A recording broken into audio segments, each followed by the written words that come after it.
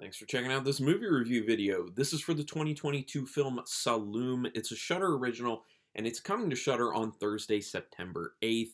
And this is one I'm definitely going to say do not miss it. It's a very interesting, intriguing story, very original in my opinion. Maybe partially original because the base material that it's all based on is not something American in nature. So I've found that typically if you want something really fresh, especially in the horror realm, go to like a foreign horror film because a lot of the times what they're drawing from is more from their own culture or from their own, folklore, stuff like that. And it's not something that you're familiar with as an American if you are an American watching this. So this one is directed by Jean Luc Herbulot, who also did films such as Dealer, Falco, and Ghoul. Have not seen any of those, but I'm going to say this right now. Herbulot, I would not be surprised if at some point he gets offered to come and work in Hollywood. He's got an eye. He knows what he's doing. This film looks really good. The composition is really good. There are a lot of very good things about this film. Yeah, it's definitely worth watching. Written by Herbulot as well as Pamela Diop. The film is shot in Senegal with French language dialogue, so just know that. There's also a form of sign language used in this. When I was first thinking about it, I was like, oh, it's ASL. And then I was like, wait a minute, ASL stands for American Sign Language. It is a form of sign language, so I know there are different versions out there, so just know that. Again, Shudder Original coming Thursday, September 8th. This is a no spoiler review, by the way, since this is a newer film and it's not even on Shudder when I'm putting this review up. Just that reminder that when these are newer films, I don't do spoilers. Quick synopsis, though. Don't want to give too much away. It's about three guys, primarily, who are a part of this kind of mercenary group called the Hyenas. And they have to get away from a situation they were just in. So they go to Saloum, obviously the title of the film, to get away, and they decide to lay low, stay there with an acquaintance, and you'll learn more as the film goes on about type of acquaintance. But they are trying to kind of lay low, so things get a little bit, kind of slower paced for their lives, especially based off what they were doing being mercenaries.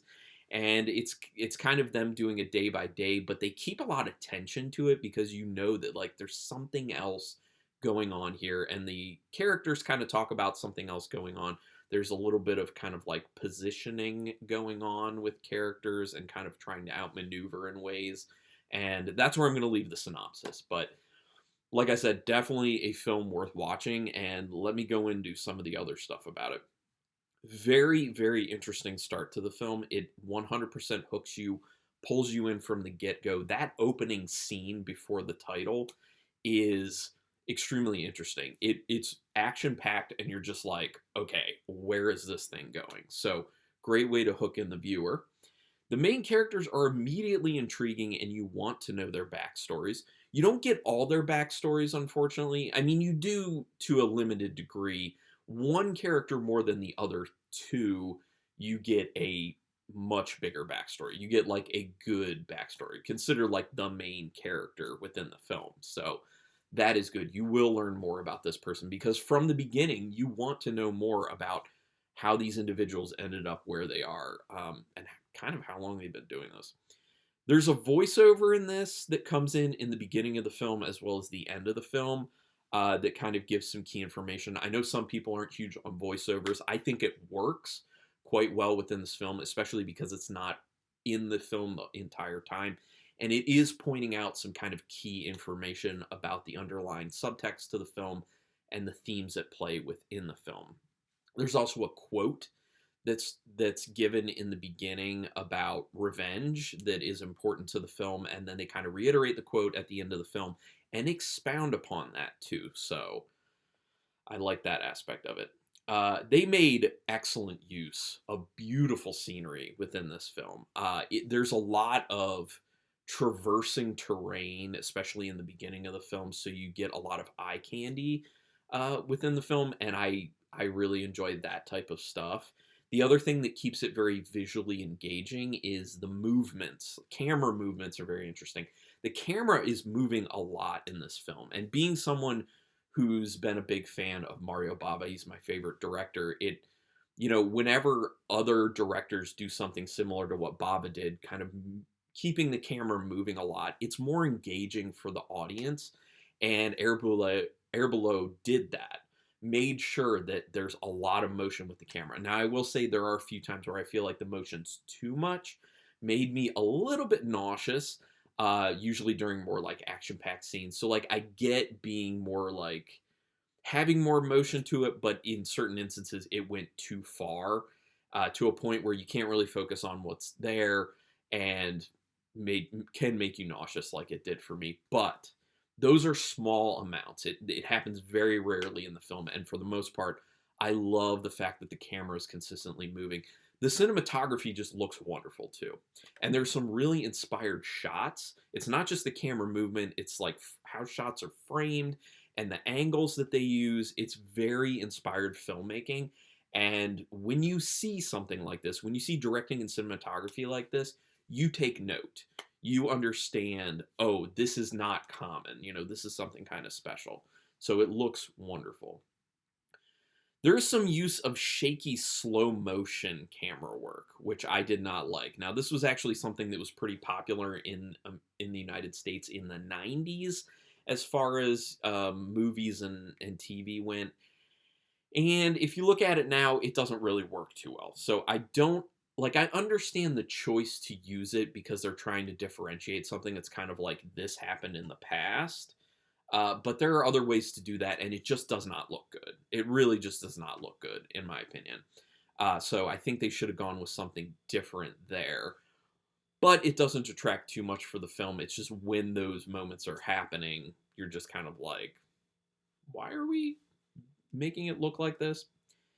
Like I said, there's a form of sign language in it, which is, I'm not going to say it's important to the film, but it ties into the film. It's not just like, oh, there's sign language just because, which there's not a problem if that is the case, but there is something that is at play with that in the film. I'm trying to be kind of vague. The camera seems to be moving a lot, which keeps it engaging. Yes, I already talked about that. There's a nice reveal about 40 minutes in, and then more things keep getting revealed at that point. It was kind of crazy. Like, there was a kind of like big reveal at the 40-minute mark, and I was just like, oh, cool. And then they kept revealing more things, and I'm just like, whoa, whoa. Like, you just keep getting hit, and I mean, I wasn't ready for it. So I was kind of like, I thought that one big reveal was going to be it, and I was impressed by that. And then they kept revealing more things, and I was like, okay, this is good story writing right here. Like, it is good story writing. The film takes a pretty sudden turn about 45 minutes in. Because up until this point, I legitimately was like, is this going to have any horror elements to it? Because up until that point, it did not. It really did not. And I was like, okay, well, maybe this is just one of those films that Shudder's picking up that isn't actually horror, but they think their fans would like. Because they've done that before with, like, Bluebird in My Heart and Trevissa, just to name a few. So they've done that before. So I was just like, okay. And I was enjoying the film. So I'm like, if that's the case, if there's no horror element to it, fine. But it does. Like, it literally ends up putting it in there. The film felt kind of like the Tarantino and Rodriguez film From Dusk Till Dawn, because it's literally like two different movies. And there's this very distinct turning point where it's like, okay, now it's horror.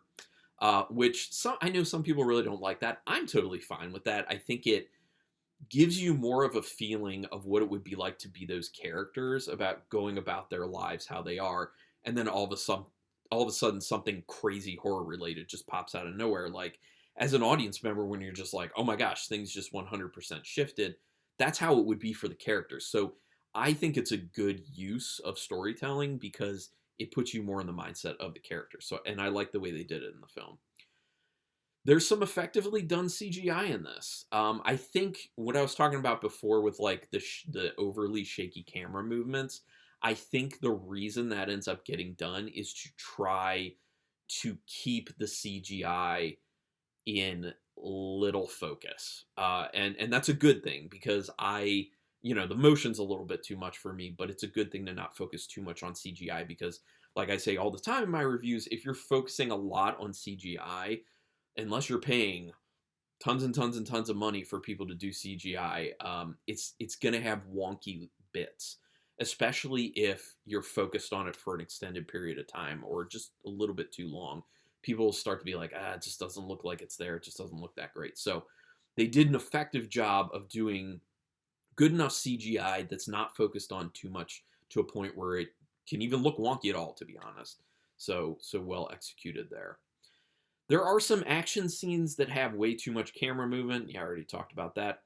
And there are some pretty impactful moments in this film. It's not just the moments I was telling you about, oh, there's a cool reveal and then there's another reveal. It's emotional impact moments within the film. Like, you feel invested in what's going on. You feel invested in certain characters in it.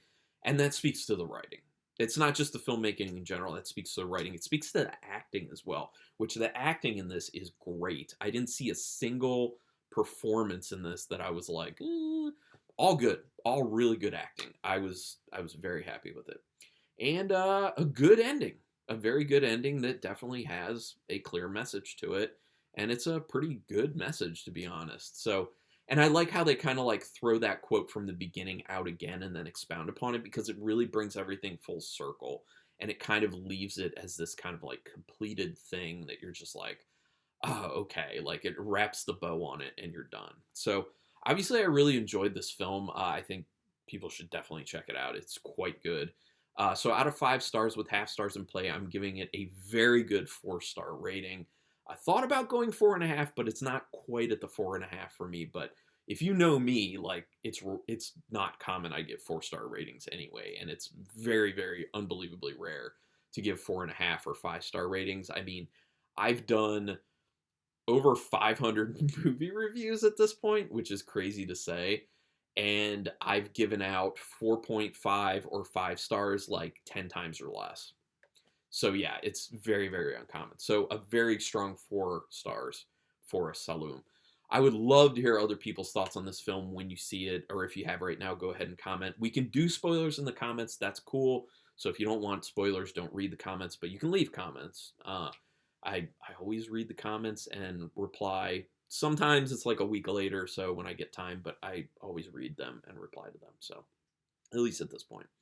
Do me a quick favor, hit subscribe to my channel if you haven't already. I would greatly appreciate that. It keeps me motivated to keep this going. Been doing it for quite some time now, so that kind of encouragement really helps me out. And it's quick, painless, it costs you nothing, so you might as well do it. Also hit the notification bell button because then you'll know when I'm putting up new videos, which I'm doing at least 4 a week at this point, which I think is a pretty good amount. I'm putting in some good work. Regardless, though, I really thank you for checking out this particular movie review. And until next time, keep it brutal.